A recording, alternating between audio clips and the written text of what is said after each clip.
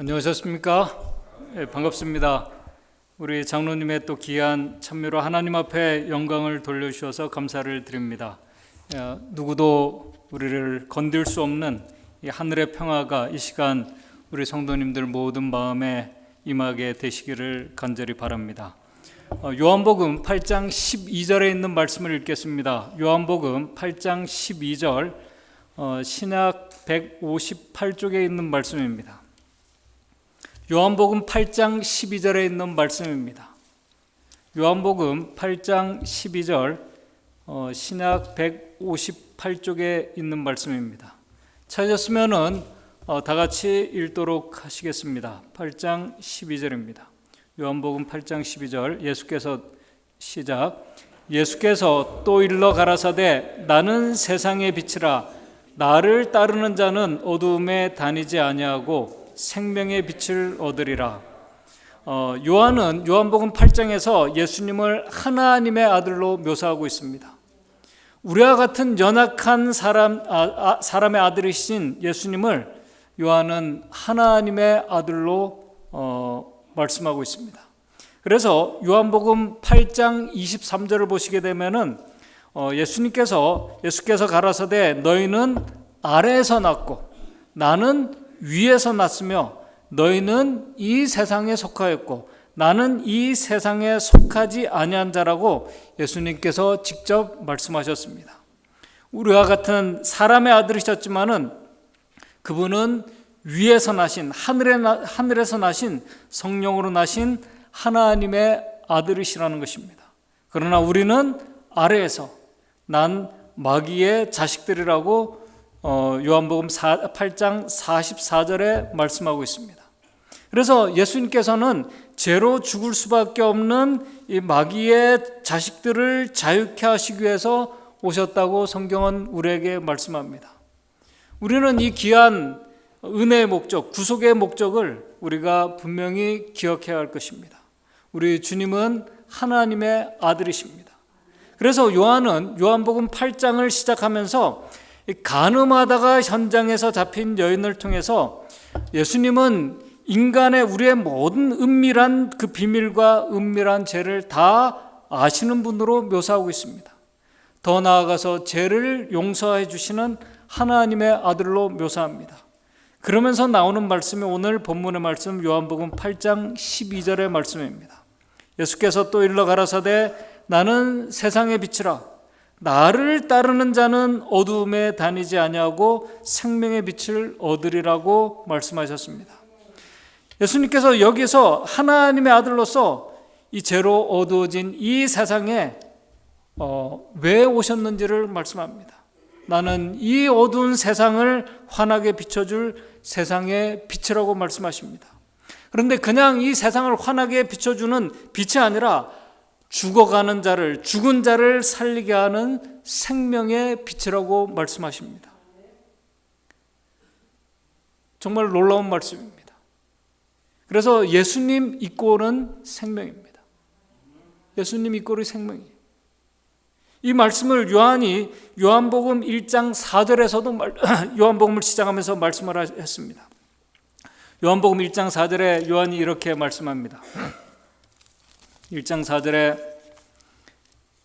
그 안에 뭐가 있어요? 생명이 있으니 이 생명은 뭐예요? 사람들의 빛이라고 말씀합니다. 정말 놀라운 말씀입니다.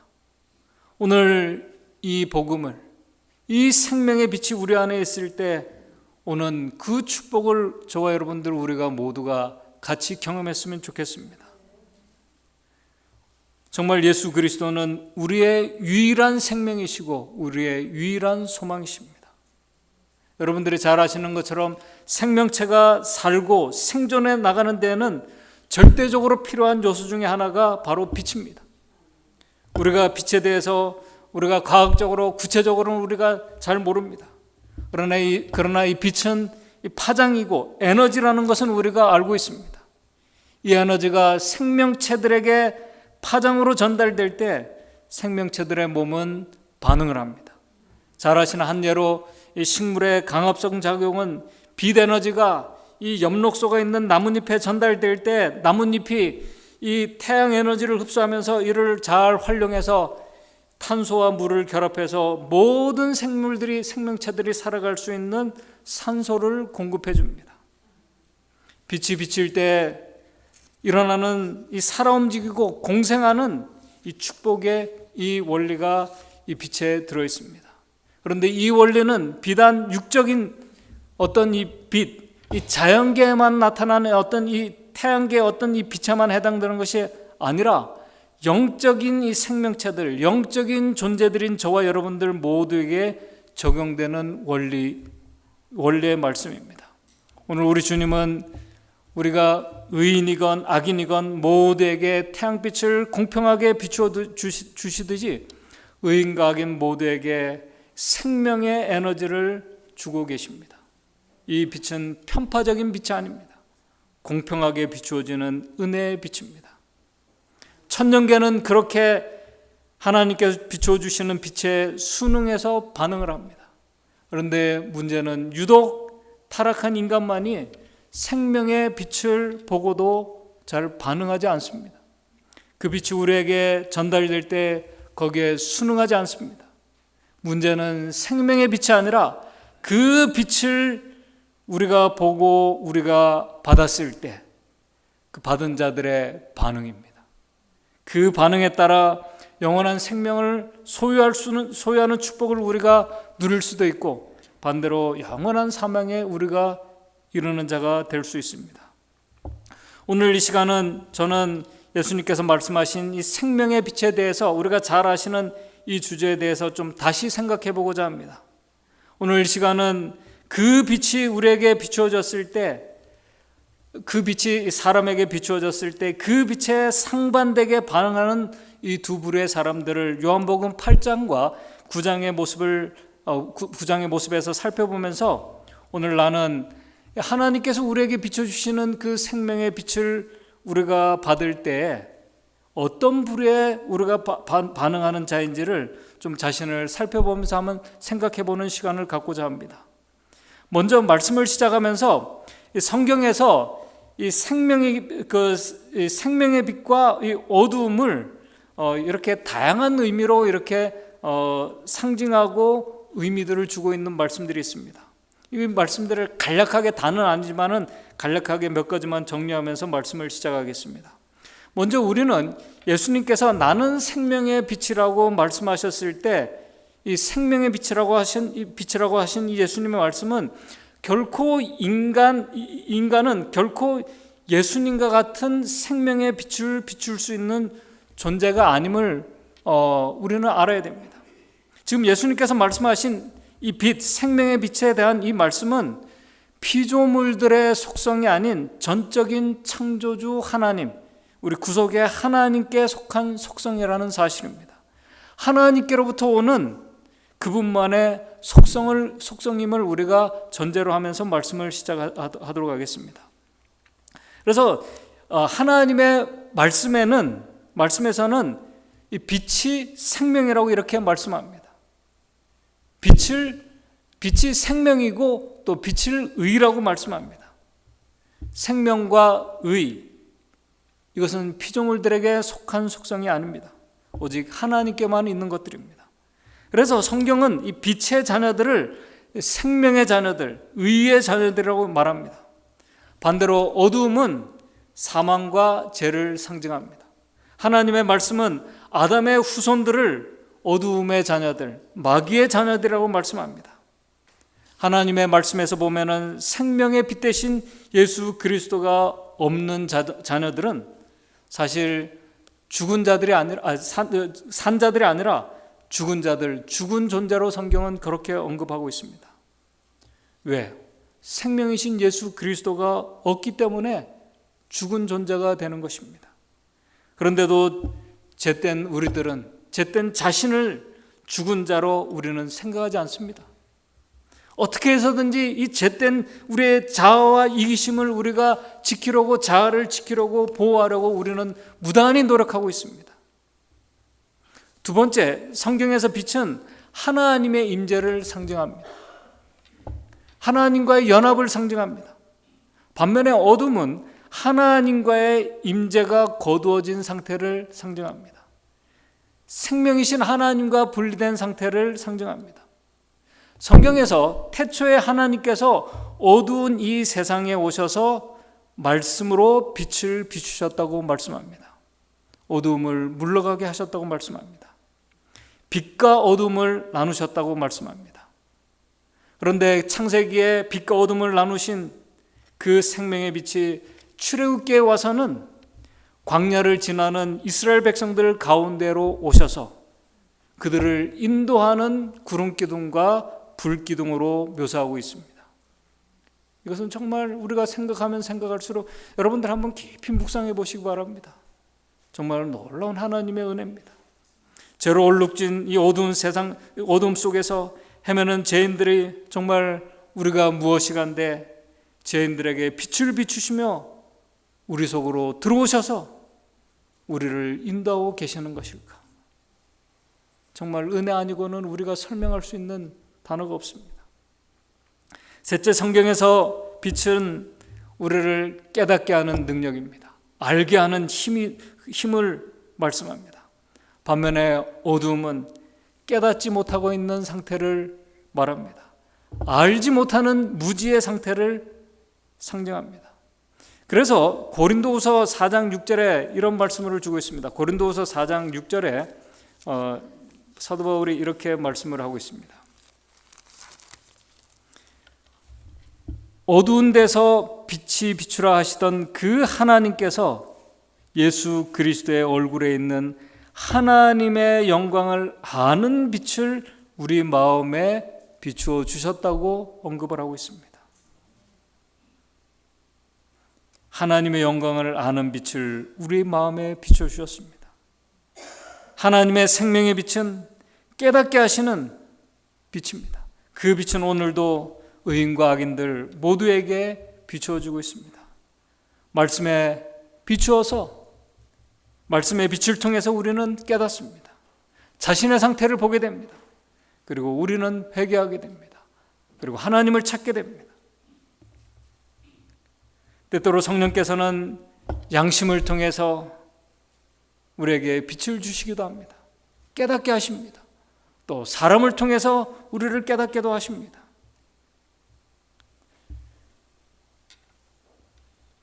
그런데 이 빛을 보고도 보지 못하고 깨닫지 못하는 자들은 그 빛을 보고도 그 빛이 생명인지를 깨닫지 못하는 무지한 상태에 있는 자들입니다.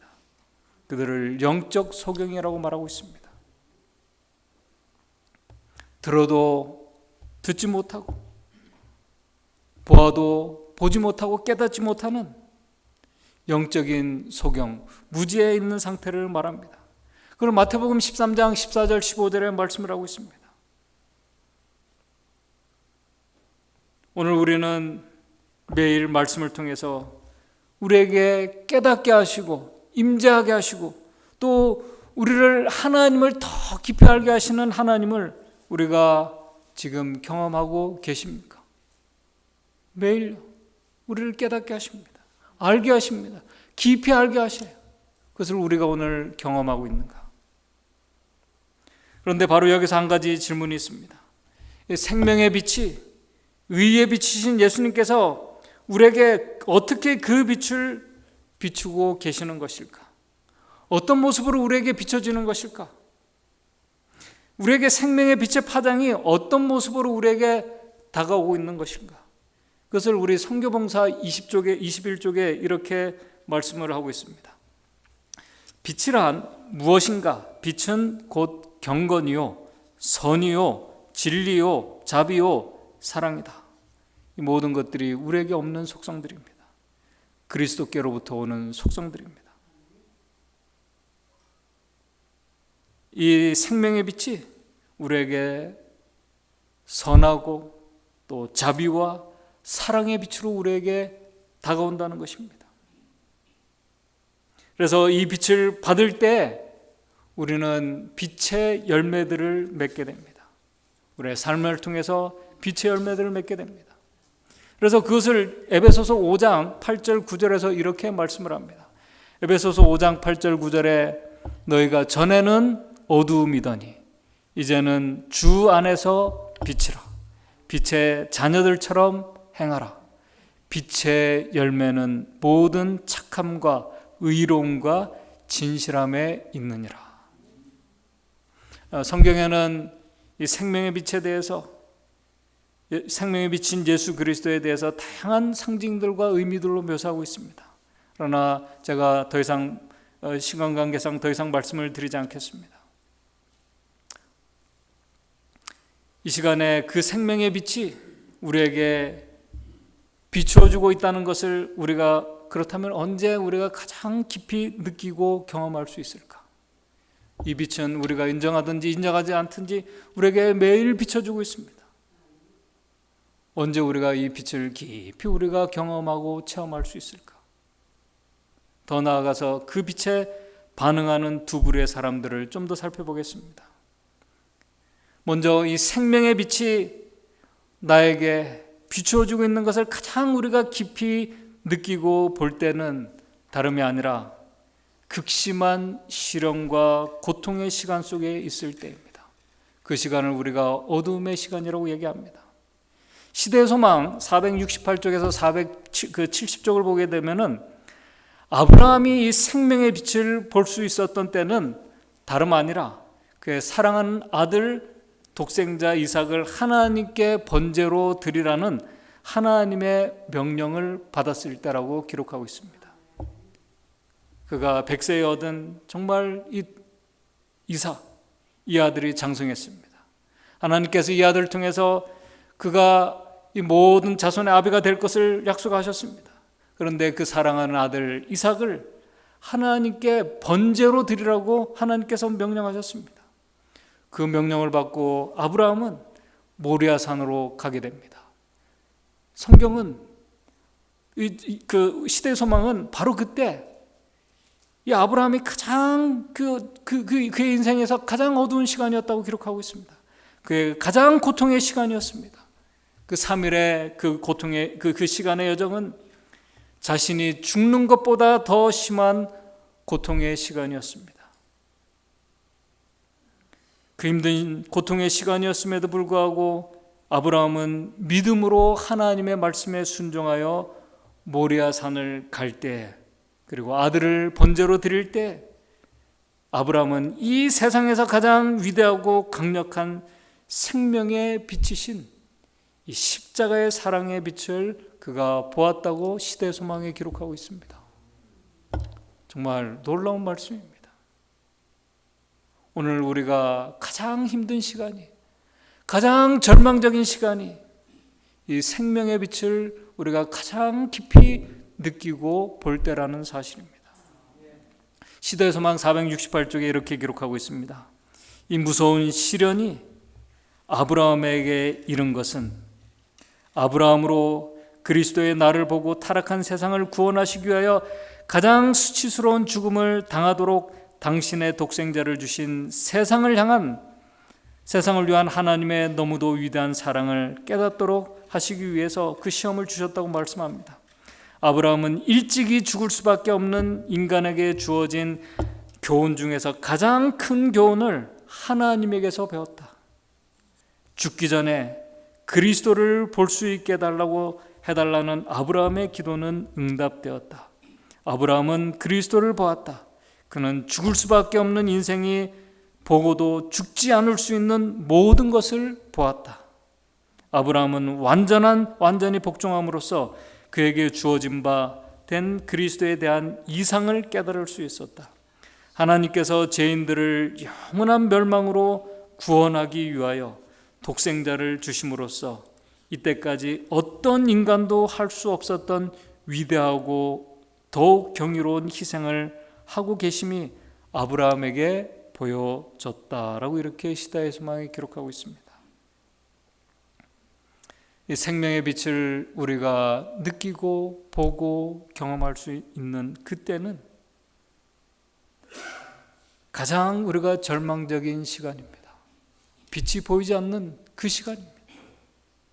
바로 그때입니다. 그런데 많은 우리 그리스도인들이 그때 절망합니다. 이 빛을 경험하지 못합니다. 욥도 이 생명의 빛, 이 치유와 회복의 빛을 보았을 때는 그가 가장 어려운 시간을 보내고 있을 그 시험의 기간이었다고 증언의 말씀은 기록하고 있습니다. 욥도 그의 인생에서 가장 그가 감당할 수 없는 극심한 고통과 시험의 아픔 중에 있을 때 그는 이 생명의 빛을 보았습니다. 빛을 볼 수 없는 가장 어두운 시간에 생명의 빛은 바로 그러한 자들에게 여전히 비춰주고 있다는 사실을 성경과 증언의 말씀은 우리에게 말씀하고 있습니다. 바로 그 좋은 예의 모습이 요한복음 9장에 예수님께서 날 때부터 소경된 자를 이렇게 고쳐주시는 내용이 그때 요한복음 9장에 기록되어 있습니다. 여러분들이 잘 아시는 내용입니다. 날 때부터 소경된 자가 빛을 보지 못하고 그는 평생을 어둠 속에 갇힌 상태로 그가 살았습니다. 예수님께서 그의 눈을 뜨게 하셔서 직접 생명의 빛을 보게 하시는 장면이 나오게 됩니다. 요한복음 9장 1절에서 3절에 있는 말씀을 읽겠습니다. 요한복음 9장 1절에서 3절에 이렇게 말씀을 하고 있습니다. 예수께서 길 가실 때에 날 때부터 소경된 사람을 보신지라. 제자들이 물어 가로되 라삐여, 이 사람이 소경으로 난 것이 네 죄로 인함이오니까 자기오니까 그 부모니까. 예수께서 대답하시되 이 사람이나 그 부모가 죄를 범한 것이 아니라 그에게서 하나님의 하시는 일을 나타내고자 하심이니라. 날 때부터 어둠에 갇혀서 빛을 한 번도 보지 못한 소경을 예수님께서 만났습니다. 그때 예수님의 제자들이 예수님, 이 사람이 소경으로 태어난 것이 누구 죄 때문입니까? 물었습니다. 그때 예수님께서는 제자들에게 이 소경이, 이 눈먼 자가 누구의 죄 때문인지, 이 고통의 원인이, 문제의 원인이 무엇인지를 예수님께서 말씀해 주지 않으셨습니다. 누가 죄를 지었나 짓지 않았느냐 그렇게 말씀해 주지 않으셨어요. 그리고 주님께서는 바로 그 순간에 생명의 빛에서 그 소경의 눈을 밝게 하시는 그분의 은혜의 능력을 깨닫게 하시고 그 결과를 제자들이 보게 하셨습니다. 요한복음 9장 3절에 이렇게 말씀합니다. 예수께서 대답하시되 이 사람이나 그 부모가 죄를 범한 것이 아니라 그에게서 하나님의 하시는 일을 나타내고자 하십니다. 그러면서 하시는 말씀이 요한복음 9장 5절 7절입니다. 내가 세상에 있는 동안에는 뭐라고요? 세상의 빛으로라. 이 말씀을 하시고 땅에 침을 뱉어 진흙을 이겨 그의 눈에 바르시고 이르시되 실로암 못에 가서 씻으라 하시니, 실로암은 번역하면은 보냄을 받았다는 뜻이라. 이에 가서 씻고 밝은 눈으로 왔더라. 우리는 이 말씀을 통해서 소경이 눈을 뜨게 된 것이 예수님께서 바르신 그분의 침이나 진흙이나 실로암 못에 어떤 효능이 있는 것이 아님을 잘 알고 있습니다. 이 능력은, 이 회복의 능력은 생명의 빛이신 그분 안에 있는 능력임을 우리가 알고 있습니다. 생명의 능력, 이 빛의 능력 때문임을 우리가 알고 있습니다. 바로 이 빛을 예수님께서 아주 사랑과 친절과 자비로 이 소경에게 비추어 주셨습니다. 그리고 이 소경은 그 빛에 대해 믿음으로 그가 반응을 했을 때 그에게 일어난 변화를 성경은 우리에게 말씀하고 있습니다. 오늘 저는 이 놀라운 변화를 우리 특별히 그리스도인들이 좀 깊이 생각해 봤으면 좋겠습니다. 우리 재림 성도들이 이 변화를 우리가 깊이 좀 묵상했으면 좋겠습니다. 태어나서 한 번도 빛을 보지 못한 소경이 생명의 빛이신 예수님의 말씀에 믿음으로 순종했을 때 그에게 놀라운 변화가 일어났습니다. 그 변화는 보지 못하는 것을 보게 된 그 변화 이상의 말씀을 성경과 증언의 말씀은 우리에게 말하고 있습니다. 요한복음 9장 8절 9절에 이렇게 말씀합니다. 이웃 사람들과 및 전에 저가 거리는 것을 보았던 사람들이 가로되 이는 앉아서 구걸하던 자가 아니냐. 9절 혹은 그 사람이라 하며 혹은 아니라 그와 비슷하다 하거늘. 이 말씀을 시대소망에는 이렇게 기록을 하고 있습니다. 471쪽입니다. 그 젊은이의 이웃들과 그가 전에 눈멀었던 것을 아는 사람들은 이는 앉아서 구걸하던 자가 아니냐라고 말하였다. 그들은 의심스러운 듯이 그를 바라보았다. 왜냐하면 그의 눈이 열렸을 때 그 다음에 이런 표현이 있습니다. 그의 용모가 변화되고 밝아져서 그가 마치 다른 사람처럼 보였기 때문이다 라고 이렇게 기록합니다. 그가 변했습니다. 눈만 뜬 그 변화가 아니라는 것입니다. 그의 용모가 변화되고 밝아졌다고 이렇게 기록하고 있습니다. 다른 사람처럼 보였다고 말씀합니다. 그 질문은 연달아 일어났다. 어떤 사람은 그 사람이라 하며 또 다른 사람은 그와 비슷한 사람이라고 말하였다. 그러나 그 큰 은혜를 받은 그가 내가 그로다라고 말함으로 의문은 해결되었다라고 이렇게 기록하고 있습니다. 여러분들, 생명의 빛에 우리가 믿음으로 반응하는 자들은 그 빛을 경험하지 못할 때와 경험하고 난 후에 생애는 완전히 다른 변화가 일어납니다. 그것을 지금 보여주고 있습니다. 증언의 말씀에는 용모가 변했다고 말씀합니다. 밝아졌다고 말씀합니다. 우리가 어떤 육신적인 기쁨도 있겠죠. 그러나 성경에서 말씀하고 있는 그 변화는 어떤 외적인 변화만을 말하는 것이 아닙니다. 생명의 빛이신 그리스도 우리의 마음에 있는 자들은 우울하고 어둠 그런 속에 있는 그런 신앙을 하지 않습니다. 우리가 왜 어두운 가운데서 우리가 이 빛을 보지 못할까요? 좀 이따가 나오겠지만 이 빛에 반응한 사람들, 그건 불신 때문입니다. 불신은 빛을 보지 못하게 합니다. 믿지 못하기 때문에 볼 수가 없는 것입니다. 보려고 하지 않습니다. 생명의 빛이신 그리스도가 우리의 마음에 비춰지고 우리 마음에 있는 자들은 우울하고 힘없는 신앙을 살아갈 수가 없습니다. 그 누구보다도 밝은 자들로 변화됩니다. 활기찬 신앙을 해나가는 자들로 변화됩니다. 아는 자들이 놀라고 의심할 정도의 변화가 일어난 것입니다. 생명력이 있는 빛이신 그리스도께서 우리 마음속에 비추고 있을 때 일어나는 변화입니다. 산상보훈 40쪽에는 이렇게 기록하고 있습니다.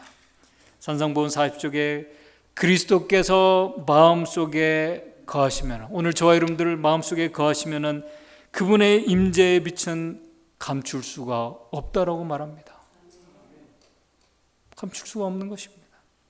근데 오늘 우리의 신앙이 불안하고 우울하고 어둡다면 우리 속에 정말 생명의 빛이 역사하고 있는지, 우리가 그 빛을 가지고 있는지 우리는 깊이 고민하고 생각해 봐야 합니다. 그를 아는 자들 중에 그 변화를 보고 그 사람이라고 하는 자도 있고, 아니라 다른 사람, 그와 비슷한 사람이라고 얘기를 합니다. 그때 이 소경이 내가 바로 그 사람입니다 라고 그가 담대하고 기쁨으로 그가 대답을 했습니다. 오늘 저와 여러분들이 우리가 오랜 신앙생활을 해왔습니다. 생명의 빛이신 예수 그리스도를 우리가 믿고 따른다고 받아들였다고 말합니다. 오늘 저와 여러분들의 신앙의 삶의 모습이 생명력 있고 정말 활기차게 밝게 변화되는 그런 경험의 신앙이었으면 좋겠습니다. 그런 자들에게 일어나는 회복이 눈을 뜨는 것이고 또 다른 우리의 삶의 모습으로 나타나는 변화입니다. 회복과 치유가 그런 자들에게 일어납니다. 사망에서, 여러분들, 우리가 사망에서 죽을 수밖에 없는 우리가 사망에서 생명으로 옮겨질 때 그 기쁨을 우리가 어떻게 말로 표현할 수 있겠습니까?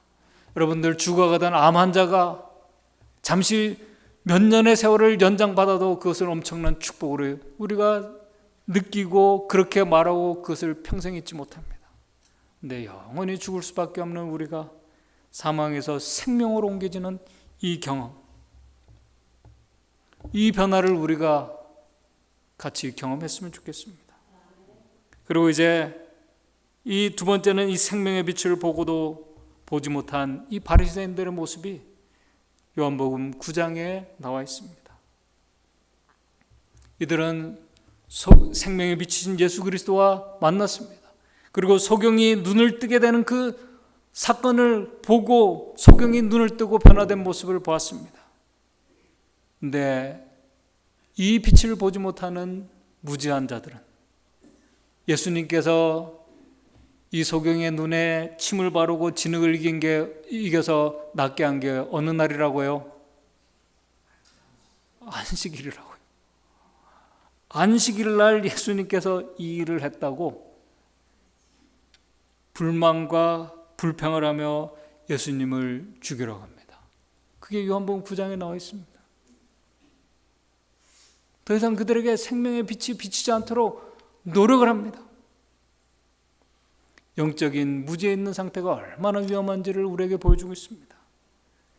불신의 위험이 이 빛을 보지 못하게 하는 이 위험이 얼마나 위험한지를 우리에게 알려주고 있습니다. 빛을 보려고 하지 않습니다. 받아들이려고 하지 않습니다. 빛을 피하려고 합니다. 전형적인 죄인들의 모습입니다.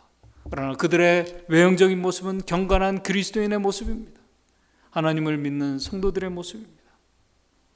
그런 자들에게 이 빛을 보고도 그런 자들은 기쁨과 만족과 감사가 없었습니다. 하나님께 영광 돌리는 그런 일들이 일어나지 않았습니다. 기쁨과 만족과 감사가 아니라 불신과 불만과 불평이 그들 가운데 일어났습니다. 예수님을 죽이려는 그 일들이 일어났습니다. 그러나 생명의 빛을 보고 믿음으로 그 빛에 반응한 이 소경은 그의 마음과 그의 모습과 모든 것이 달라졌습니다. 변화된 기적을 그가 경험했습니다. 왜냐하면 그가 기쁠 수 있는 이유는 그가 어두움 속에 있지 않기 때문에 그런 것입니다. 사람이 깊은 어두움과 절망을 경험하게 되면 빛을 보기를 소망합니다. 어둠에서 나오기를 소망합니다. 성경은 우리 이 죄인들이 타락한 우리가 생명의 빛을 보고 느낄 때는 가장 어두울 때라고 말합니다. 앞을 보지 못할 때라고 말합니다. 절망적일 때라고 말합니다. 그 어두운 시간을 보낼 때 사실은 가장 강력한 하늘의 생명의 빛이 우리에게 비춰주고 있다는 사실을 우리가 기억했으면 좋겠습니다. 그 빛을 볼 수 있는 힘이 무엇일까요? 그것이 바로 믿음입니다. 그것을 보지 못하는 그 힘이 뭘까요? 그것이 불신입니다. 불신은 전혀 깨닫지 못하고 보지 못합니다. 이제 제가 말씀을 정리하고자 합니다. 이번 주에 우리 권선영 우리 자매님을 우리가 좀 제가 만났습니다. 권하순 장로님께서 이번 주에 퇴원을 해서 오시던 날에 때마침 제가 방문을 했는데 그때 우리 이승복 장로님 네 분께서도 방문을 그때 하셨습니다. 같이 권하순 장로님 댁에서 좀 방문을 했습니다. 그때 우리 권선영 자매님께서 이런 이야기를 우리에게 하셨습니다. 아버지께서 또다시 이제 폐렴으로 입원을 하시고 아버지가 힘이 완전히 없어지고 이제 아주 위독한 상태에 있게 됨을 그가 이제 또 경험을 했습니다. 그럴 때마다 정말 힘든 순간을 경험할 때마다 이제 아주 이 트라우마 같이 돼서 어떻게 할 바를 모르는 그런 상태를 계속 이제 반복해서 경험하고 있는 상태였다고 그럽니다. 아버지는 이제 장로님은 힘이 없어서 완전히 축 처져 있고 아주 어떻게 할지 모르는 암담하고 절망적인 패닉 상태였다고 그렇게 말합니다. 근데 그런 상태에 이제 병실에 있는데 그 병실 안으로 햇볕이 아주 이렇게 환하게 이렇게 비춰졌다고 그렇게 얘기를 해요. 그 병실 안으로 햇빛이 환하게 이렇게 비춰주면서 들어왔다고 그럽니다. 그때 이 권선영 자매께서 지금까지 한 번도 경험하지 못한 경험을 했다고 하면서 얘기를 하는 게 뭐냐면은, 그때 그 빛을 보면서 그분 표현으로 이렇게 되나 저렇게 되나 하나님께 다 맡기자. 이렇게 되나 저렇게 되나 이제 하나님께 다 맡기자. 하나님께서 아버지의 생명을 취해 가신다면 그건 하나님의 뜻이고, 하나님께서 뜻이 있기 때문에 그렇게 하시는 것이고, 아니면은 살려주신다면은 다시 힘을 주실 것이라는 하나님께 완전히 그가 모든 것을 그 생명의 빛에 비치신 그분께 맡겼을 때 그의 마음을 지배하고 있던 불안과 두려움과 어두움의 구름이 다 사라지는 경험을 했다고 합니다. 그의 마음이 밝아지는 경험을 했다는 그 고백을 거기에 우리 가족들과 우리 이승복 장로님 네 분이 제가 같이 들었습니다. 그러면서 그 얘기를 하면서 갑자기 노래를 불러요.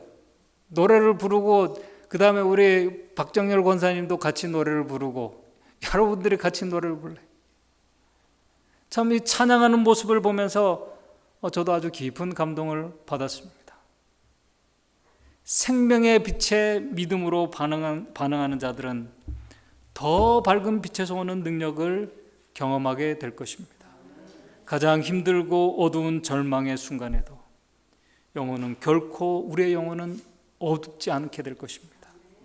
우리의 있는 불안과 두려움들 다 사라지게 해주시는 능력이 예수 그리스도의 빛에 있습니다. 그 십자가의 빛에 있습니다. 그리고 우리의 영혼에 평안과 기쁨과 감사함이 있게 하는 능력이 있습니다. 이 은혜의 능력을, 이 빛을 이 자리에 참석하신 또 이 영상을 통해서 보고 계신 우리 모든 성도님들께서 같이 경험하셨으면 좋겠습니다. 그때 참된 회복과 치유와 영혼의 자유와 평안을 경험하게 될 것입니다. 이 아름답고 귀한 축복을 경험하는 저와 여러분들의 한 줄의 삶이 되시기를 바라면서 말씀을 마치도록 하겠습니다. 하늘에 계신 하나님 아버지, 우리가 가장 힘들 때, 또 가장 어두울 때 우리의 마음속에 그 모든 것을 물러나게 하시는 생명의 빛이 비추고 있다는 사실을 우리가 믿음의 눈으로 볼 수 있도록 도와주시옵소서. 그래서 그 빛이 우리의 마음속에 들어올 때, 빛 대신 예수 그리스도를 우리의 마음에 모실 때 어두움과 슬픔과 모든 것들이 다 물러나게 해주시는 하나님의 놀라운 은혜의 능력을 저희들 경험하기를 원합니다. 그래서 우리가 힘들 때 이 놀라운 빛의 경험을 하고 우리의 마음의 평안과 감사 속에서 하나님을 찬양하며 주님 우리가 보기를 소망하며 살아가는 성도들 되기를 원합니다. 우리 성도들 각자 마음속에 이 생명의 빛을 비추어 주시고, 이 빛에 우리가 믿음으로 반응할 때 우리에게 주어지는 이 놀라운 이 변화의 기쁨을, 이 활기찬 이 신앙의 기쁨을 우리 믿음의 성도들 같이 경험하는 한 주일의 삶이 될 수 있도록 인도해 주시옵소서. 예수님의 이름으로 기도드리옵나이다.